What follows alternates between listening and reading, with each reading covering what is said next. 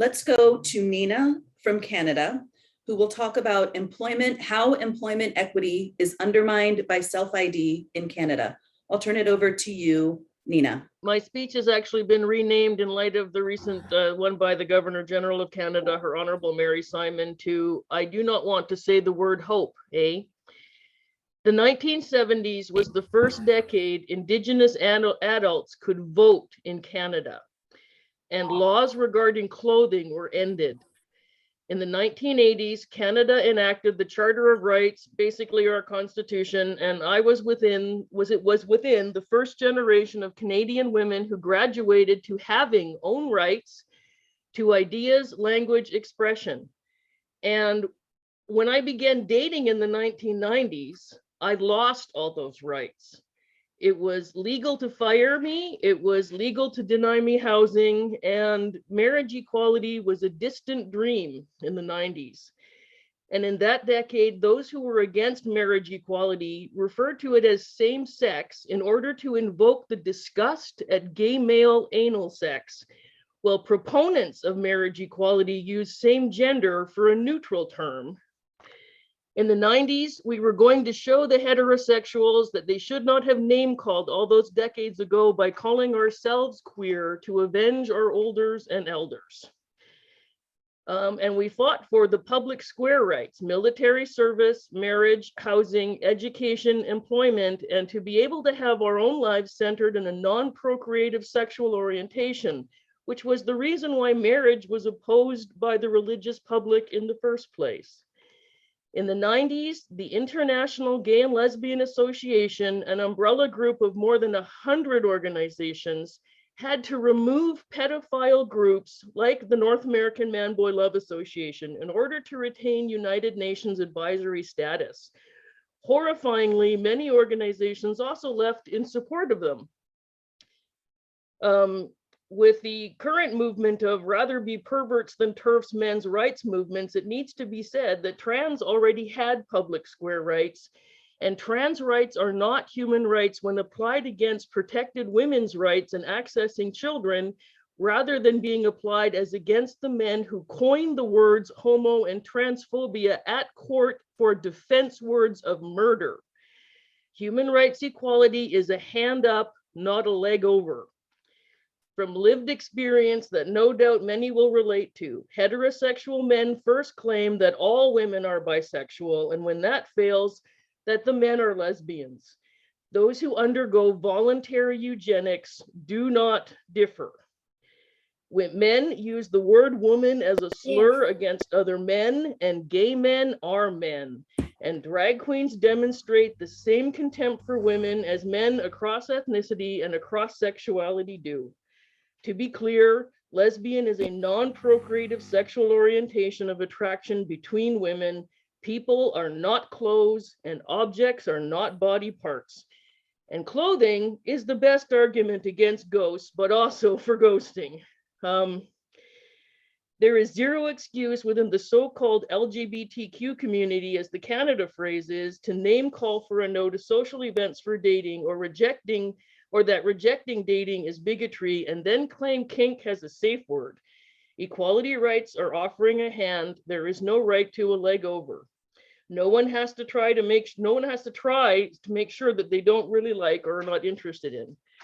And given that the Canadian military has had to turn over current and historic sexual harassment files to the Canada Supreme Court, along with the RCMP versus women employees class action, there is no pretending that the women who work in prison are even safe from male colleagues who were not prevented from harming the women in prison, and that women's prisons is for women, and those who are identifying as trans men are not being transferred to men's prisons owing to the admission that they cannot be protected there. So there's no pretending that women are being protected in prison.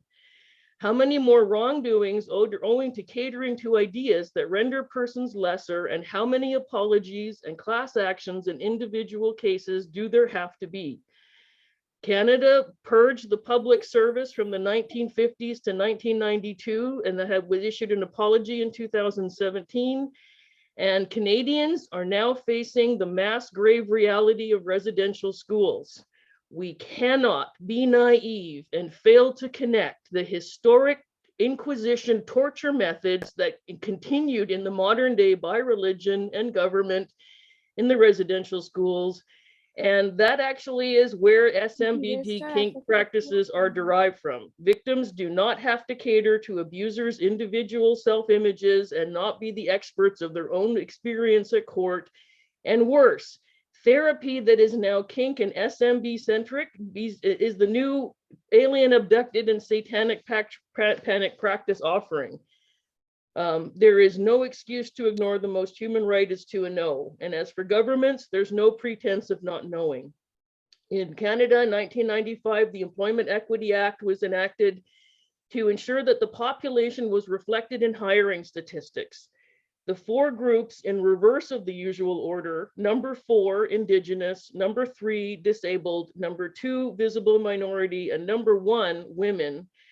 This was to confer protection to the rights of those who previously had fewer rights or no rights at all. When gay and lesbian began to get court case wins and had one military service, the government did not add gay and lesbian to employment equity. They created a 5th program called diversity in order to not say the words gay and lesbian.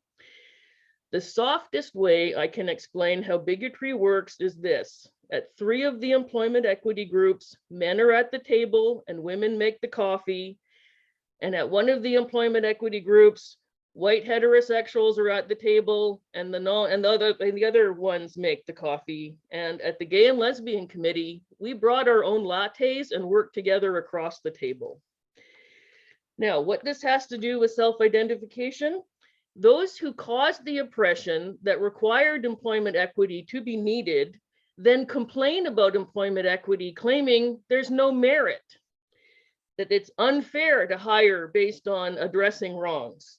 Well, what does lack merit is self-identification, claiming to be indigenous, claiming to be disabled, claiming to be a visible minority, and claiming to be a woman not only undermines the rights, but removes the protection of rights.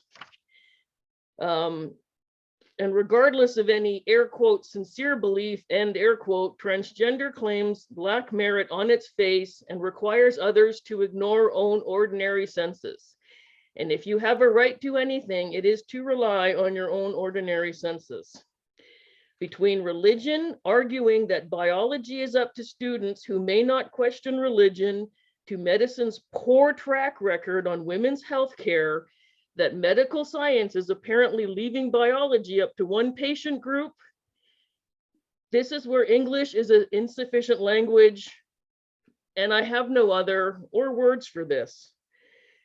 In 2007, the Harper government removed equality from the status of women, reduced that department from 17 offices to 5, which resulted in the loss of federal funding to nonprofit groups across Canada, and most women's centers closed before the human rights complaints by trans. And then the cities then started requiring the women's groups to include men or not get city funding, as Vancouver, British Columbia seemed to be ground zero, with first Vancouver Rape Relief having funding taken away. And also there's the Vancouver Women's Health Collective. And this is a group I volunteered for in the 90s, and I returned in 2021 to learn that the board had been taken over.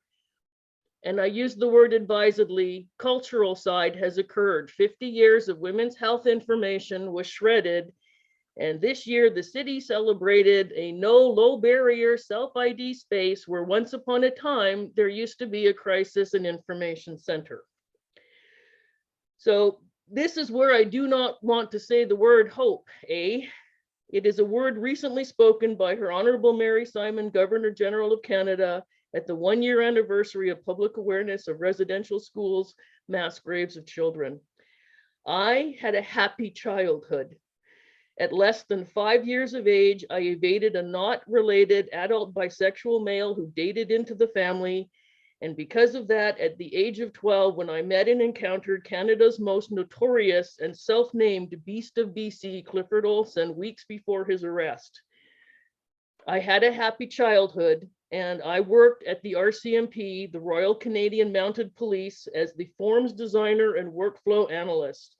I updated the ED 301 attending a domestic form, and when the WorkSafe BC asked the RCMP to create two forms for victims of violence to get claims, they had proposed two forms, one for violence and one for sexual violence.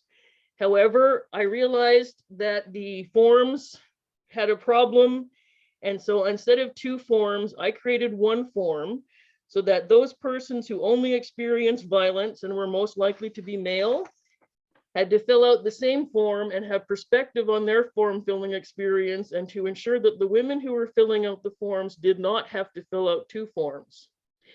I had a happy childhood, and I worked for the federal government of Canada in 8 positions across 7 departments. I've had a decade at the Human Rights Commission appealing my employment situation. And because I had a happy childhood, I was able to do this with forms to address systemic abuses that were, and in my workplace, I was not sexually harassed at my last department. I was bullied short of that. So the Canadian government actually cannot work out any of the class actions or any of the other individual cases regarding that until they work out how far is too far before sexual harassment happens. And I am waiting for a Supreme Court of Canada file number, and I'm hoping this video will help to achieve that, because as I said, I had a happy childhood and I know how awful it was to make the forms that the others had to fill out. Now, I have undertaken several correspondence, including with the previous Governor General, Julie Payette, who has duly resigned. I have written to the Prime Minister Trudeau's office, and his office did forward my correspondence to the Treasury Board, who I have now provided all the reports I have been writing in disability retirement. So that's federal. And for one last little part, there's one more aspect, which is British Columbia. I have written to the city mayor and the BC Public Safety Minister advising that they will have to arrest me for the hate crime of disagreeing with men. And I've explained to them all about cotton sealing and everything else. And I am saying this as a Government of Canada employee who is named in the manager's handbook to the Canada Labor Code Part 2. So basically it is approaching another person, women and especially youth, to discuss your body, in particular genitals, is practicing non-consenting kink and is sexually harassing others. So this has to stop, and it's going to have to stop at the federal level and then be rolled out to the rest of the country, because Canada is the nation that most other nations have copied our Charter of Rights, and this is where women have the biggest win on the national stage. So I don't want to say hope, but the Governor General said it, and so I'm saying the word along with her. Thank you. There's a question for you, which is, are the courts public records and available online in Canada? Yes, the court records are public. My federal court case from March 2021 is public, and I can, I didn't think to provide the numbers, which is partly why I am talking about it, as I'm between court cases. I'm not currently under a legal do not talk other than the regular government security policy and the Stephen Harper era that added another layer of silencing to the public service that they didn't train me on, because I was already in retirement disability at that point. The last little bit of legal hope I do have to add is there was a British Columbia Supreme Court case in 2008 on the matter of abortion clinics and bubble zones. A bubble zone is a 6-block, no protesters are allowed around the freestanding abortion clinics in Canada. And Canada's most infamous anti-abortionist, Gordon Watson, who is the younger brother of Sam Watson, who's from the Sea Shepherd Society. Gordon Watson tried to argue at court that his religious ideas overrode the secular law protecting the abortion clinics, and the BC court ruled that his ideas do not override the law. So in that sense, that should be able to be applied to trans, that the idea of one person does not override the legal rights of others, especially not ordinary human senses.